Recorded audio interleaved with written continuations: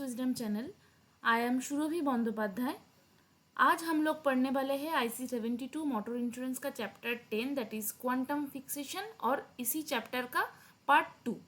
इसके पहले वीडियो में हमने इस चैप्टर का पार्ट 1 पढ़ा था और इस वीडियो में हम पार्ट 2 इस चैप्टर का पढ़ेंगे और यही इस चैप्टर का लास्ट पार्ट भी होंगे।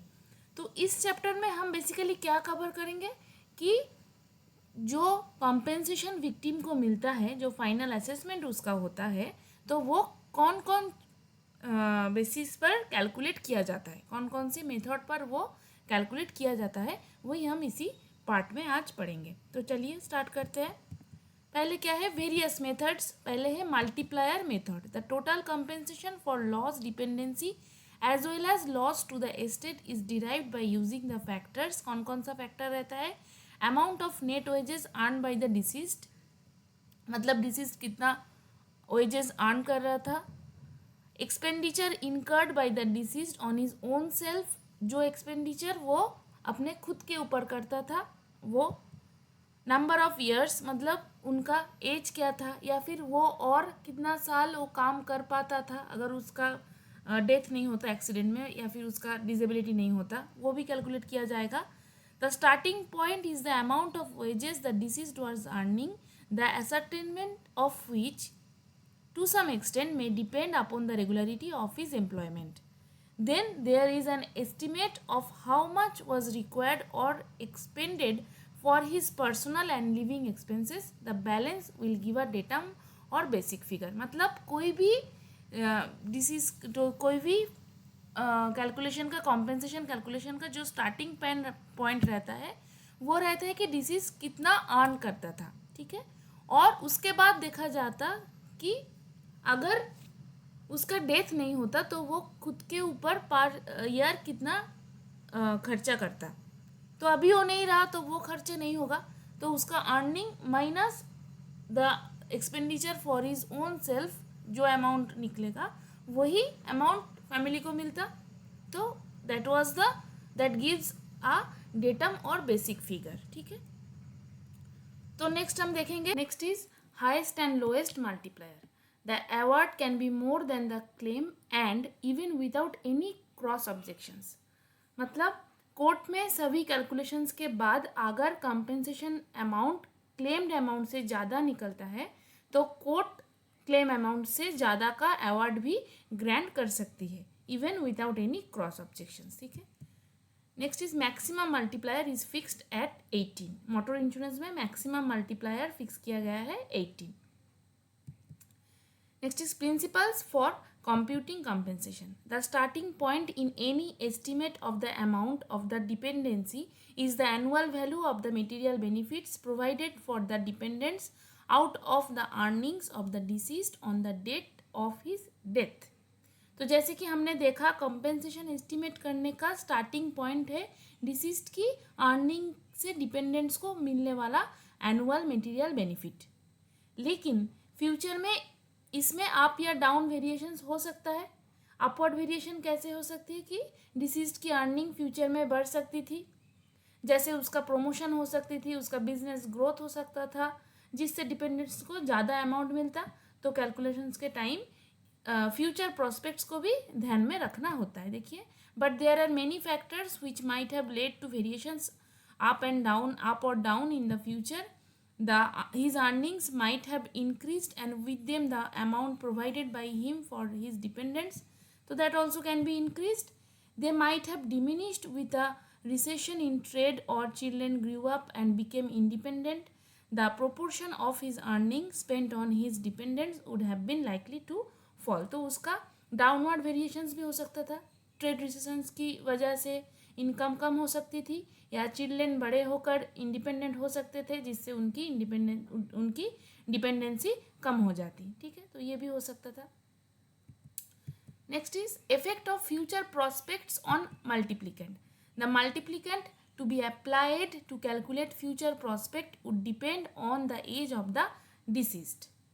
तो फ्यूचर प्रोस्पेक्ट्स के लिए लोडिंग अप्लाई की जाती है जो डिसीज्ड की एज पर डिपेंड करती है, ठीक है। Thus an age below 40 would result in 50% loading or present income. Age 40 to 50 are 30% loading and age over 50 no loading. तो यहाँ पे क्या बोला गया है कि अगर एज बिलो 40 है तो प्रेजेंट इनकम पर 50% लोडिंग यानी एडिशन ऐड होती है. एज अगर within 40 to between 40 to 50 years है देन प्रेजेंट इनकम पर 30% लोडिंग ऐड होती है. एज अगर अबव 50 ईयर्स है तो देयर इज नो लोडिंग, कोई एक्स्ट्रा परसेंटेज ऐड नहीं होता है. डेथ के वक्त जो इनकम थी उसी पर कैलकुलेशन होती है. ठीक है. Next is factors for variations in dependency. There are two factors to be borne in mind for giving effect in award of damages to possible variations in the dependency. First is that the more remote is the anticipated change in the future, the lesser confidence there can be in the chance of its occurring and smaller the allowance to be made for it in the assessment. तो इसका मतलब है कि जितना young age में किसी का अगर डेथ हो जाती है तो उसका उतना ही ज़्यादा फ्यूचर प्रॉस्पेक्ट्स रहता, तो इसीलिए उसका असेसमेंट या फिर उसका अवार्ड भी ज़्यादा होगा. ठीक है.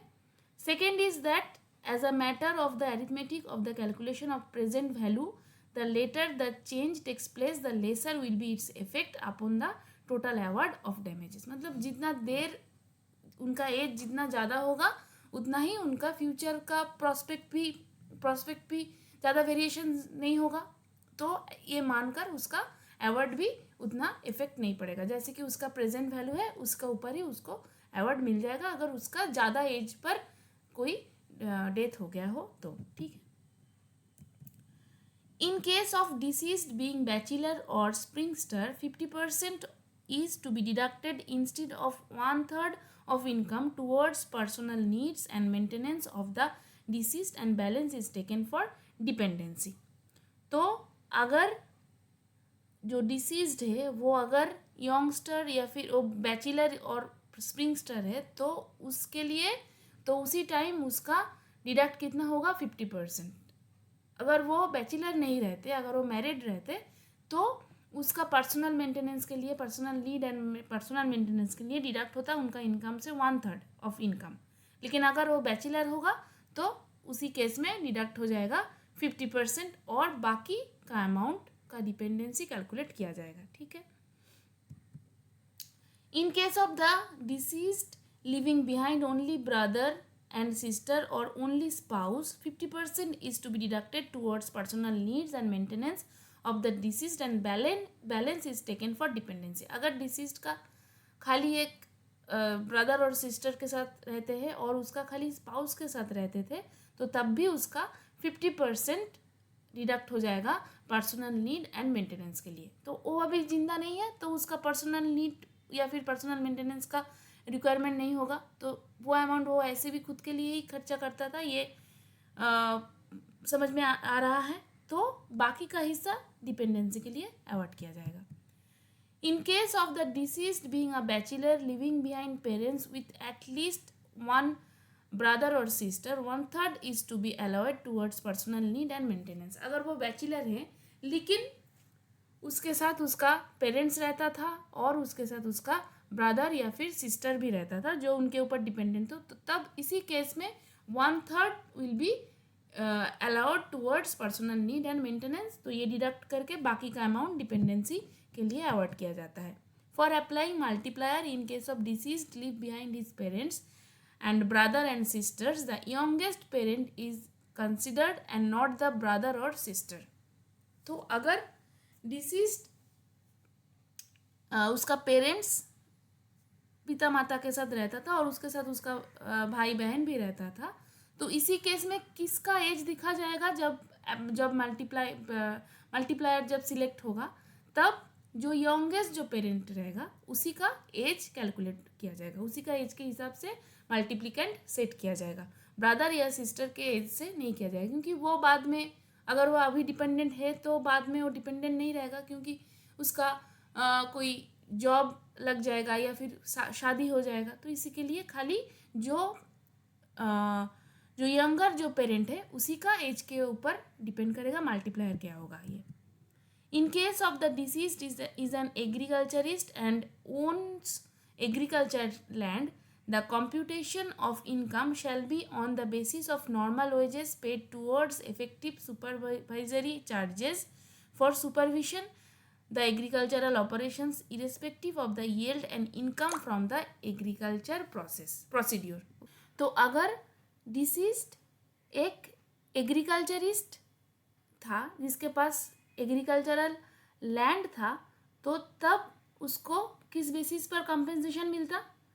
क्योंकि लैंड तो ऐसे ही है, लैंड तो ख़त्म नहीं हो गया, डिसीज जो ओनर था वो उसका डेथ हो गया है, लेकिन लैंड से जो एग्रीकल्चरल इनकम होता था वो बंद नहीं हुई है, इसीलिए कंपेंसेशन लैंड पर नहीं मिलेगा।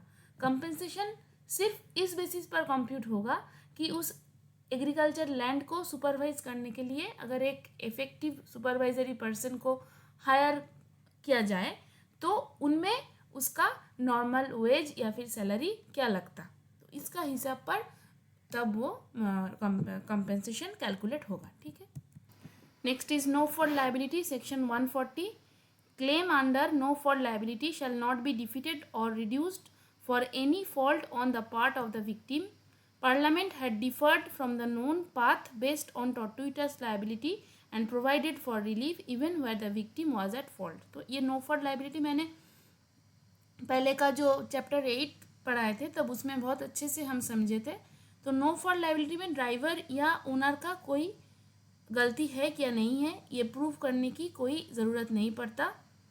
तो अगर विक्टिम की खुद की भी अगर कोई गलती रहता हो तब भी क्लेम डिफीट या रिड्यूस नहीं होगा। यहाँ पे इस सेक्शन के अंदर एक फिक्स्ड अमाउंट विक्टिम को पे किया जाता है। ठीक है, next is section 163A special provisions as to payment of compensation on structured formula basis without establishing और प्रोवाइडिंग एनी रॉन्गफुल एक्ट और नेग्लिजेंट और नेग्लेक्ट और डिफॉल्ट ऑफ एनी पर्सन। तो ये सेक्शन 163A जो है ये नो फॉल्ट लायबिलिटी के अंदर ही एक स्पेशल प्रोविजन है जिसमें स्ट्रक्चर्ड फॉर्मूला बेसिस पर कॉम्पेंसेशन पे किया जाता है बिना किसी रॉन्गफुल एक्ट, नेग्लेक्ट या डिफीट या डिफॉल्ट को प्रूफ किए। ठीक है, next is the claim tribunal is required to determine the application for payment of compensation either under 140 or section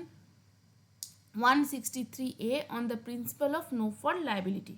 ठीक है, next the reason for enacting section 163A is to give earliest relief to the victim of the motor vehicle accidents। तो ये 163A section लागू करने का क्या कारण था? जैसे कि विक्टिम को बहुत ही जल्दी से रिलीफ मिल सके, क्योंकि फॉल्ट लायबिलिटी के अंदर क्या करना पड़ता है, पहले किसका गलती से ये एक्सीडेंट हुआ है वो प्रूव करना ज़रूरी होता है, तो इसीलिए टाइम बहुत लग जाता है। लेकिन ये 163A में नो फॉल्ट ही है, यहाँ पे किसी का फॉल्ट प्रूफ करने की कोई ज़रूरत भी नहीं है और यहाँ पे एक स्ट्रक्चर फॉर्मूला भी रहता है जिसके हिसाब से ठीक ठाक अवार्ड भी मिलता है और ये एक जल्दी प्रोसेस भी रहता है। ठीक है, it is also apparent that compensation payable under section 163A is almost based on relevant criteria for determining the compensation such as annual income, age of the victim and multiplier to be applied। तो section 163A में क्या रहता है, ये सब case पर judgement करते हुए ही कंपेंसेशन अवार्ड किया जाता है, जैसे कि उनका इनकम क्या था, उनका एज क्या था, ये सब के हिसाब से ही मल्टीप्लायर ऐड होता है और उसके बाद ही उसका अवार्ड डिटरमाइन किया जाता है। Next is in addition to the figure which is arrived at on the basis of set criteria schedule also provides the amount of compensation shall not be less than ₹50,000। तो यहाँ पे fixed amount and बोला गया है कि यहाँ पे एक तो फिक्स्ड अमाउंट पे किया, मैंने मिनिमम एक तो अमाउंट रहेगा जो कि 50,000 है। ठीक है, it provides for fixed amount of general damages. तो यहाँ पे जनरल डैमेजेस के लिए भी पेमेंट होता है, ₹2,000 for funeral expenses, ₹5,000 for loss of consortium if beneficiary is the spouse, ₹2,400 for loss of estate, for medical expenses supported by bills, vouchers not exceeding ₹15,000। तो medical expense के लिए भी उनको एक कंपेंसेशन मिलता है जो कि नॉट लेस देन 15,000 है, और उसके लिए सपोर्टेड बिल्स एंड वाउचर्स भी सबमिट करना पड़ता है। Next is hit and run motor accident. Section 161 provides for payment of compensation in case of hit and run motor accident। तो ये hit and run भी मैंने पहले का चैप्टर 8 में बहुत अच्छे से पढ़ाया था।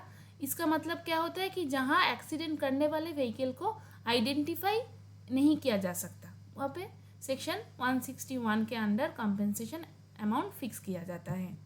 तो यहाँ पे क्या है, under section 161 in respect of the death of any person resulting from a hit and run motor accident, a fixed sum of ₹25,000 is to be paid as compensation, and in grievous hurt the amount is fixed at 12,500। So for grievous hurt the amount is fixed as 12,500, and for death in hit and run motor accident case the fixed sum of ₹25,000 is to be paid। Section 162, the legislature has provided for refund of compensation paid under section 161 by providing that the payment of compensation under section 161 shall be subject to the condition that if any compensation is awarded under any other provisions of this act or any other law or otherwise, so much amount is as is equal to the compensation paid under section 161 is required to be adjusted और refunded to the insurer. मतलब यहाँ पे क्या बोला गया है कि यहाँ पे सेक्शन 162 है कि रिफंड ऑफ कंपेंसेशन, अगर सेक्शन 161 के अंडर किसी विक्टिम या उसकी फैमिली को कंपेंसेशन मिल चुका है और बाद में किसी और लॉ या गवर्नमेंट प्रोविजन से उस सेम एक्सीडेंट के लिए कंपेंसेशन मिल जाता है, तो सेक्शन 161 मतलब हिट और रन एक्सीडेंट केस में मिला हुआ अमाउंट इंश्योरर को रिफंड या फिर एडजस्ट करना पड़ेगा। विक्टिम दोनों जगह से डबल कंपेंसेशन नहीं ले सकता, ठीक है। Next is the solatium fund scheme, also known as the hit and run compensation scheme, is established under section 163 of the Motor Vehicle Act 1988, which provides for the payment of compensation to victim of hit and run motor accident in India। तो ये hit and run case में जो victim रहते हैं उनको compensation दिया जाता है ये सलाशियम फंड से। ये सलाशियम फंड क्या है, यहाँ पे जो इंश्योरेंस कंपनीज है सबको यहाँ पे कुछ शेयर कुछ कंट्रीब्यूट करता है और गवर्नमेंट भी इस स्कीम में कुछ कंट्रीब्यूट करता है। तो इस फंड से हिट एंड रन केस का जो विक्टिम है उनको अवार्ड मिलता है। Section 166 of India's motor vehicle act 1988 outlines the process for filing an application for compensation after a motor accident. It specifies who can file a claim: the injured person, property owner or legal heirs of a deceased, where they can file at the tribunal with jurisdiction over the accident location or their residence or business, and allows the tribunal to treat a police accident report as a claim application under certain conditions। तो ये है section 166 का under ये सब पड़ता है, ठीक है। Section 168 of the Motor Vehicle Act 1988 details the process by which a claim tribunal awards compensation for motor vehicle act। तो मोटर व्हीकल एक्ट के अंदर क्लेम्स ट्राइब्यूनल कैसे अवार्ड कंपेंसेशन करता है ये सेक्शन 166 में डिटेल्स में इसका प्रोसेस बताया गया है। It mandates that the tribunal provide an opportunity to be heard, determine the amount of compensation and specify the recipient। The section also requires the tribunal to deliver the award copies within 15 days and the payer to deposit the awarded amount within 30 days of the announcement। तो यहाँ पे क्या बोला गया है कि tribunal को 15 days के अंदर अवार्ड की कॉपीज डिलीवर करनी होती है और जो पेयर रहती है मतलब इंश्योरेंस कंपनी या फिर ओनर उनको अनाउंसमेंट की 30 डेज के अंदर अवॉर्डेड अमाउंट डिपॉजिट करना होता है। ठीक है, तो दोस्तों इसी के साथ हम लोग का ये चैप्टर ख़त्म होता है, चैप्टर 10। अगर आपको ये वीडियो अच्छा लगा है तो वीडियो को एक लाइक ज़रूर कीजिए, इसको शेयर भी कीजिए अपने जो कॉलीग्स है जो कि ट्रिपल आई का एग्ज़ाम्स के लिए प्रिपरेशन ले रहे हैं उनके साथ। और चैनल को ज़रूर सब्सक्राइब कीजिए, क्योंकि इसके बाद हम IC72 का नेक्स्ट चैप्टर तो ज़रूर पढ़ेंगे, और बहुत सारा जो IC चैप्टर रहते हैं जो कि प्रोफेशनल एग्जामिनेशंस के लिए बहुत ही इंपॉर्टेंट रहते हैं, उनका भी हम डिटेल्स में वो चैप्टर भी हम इसी चैनल में समझेंगे। ठीक है, और अगर आपको MCQ प्रैक्टिस करना है ये चैप्टर 10 के ऊपर, जो कि ट्रिपल आई एग्ज़ाम के लिए बहुत ही हेल्पफुल रहेगा, तो आप डिस्क्रिप्शन में ज़रूर चेक कीजिए, वहाँ पे आपका MCQ का प्रैक्टिस सेट का PDF का लिंक भी मिल जाएगा। ठीक है, तो थैंक यू फॉर वॉचिंग।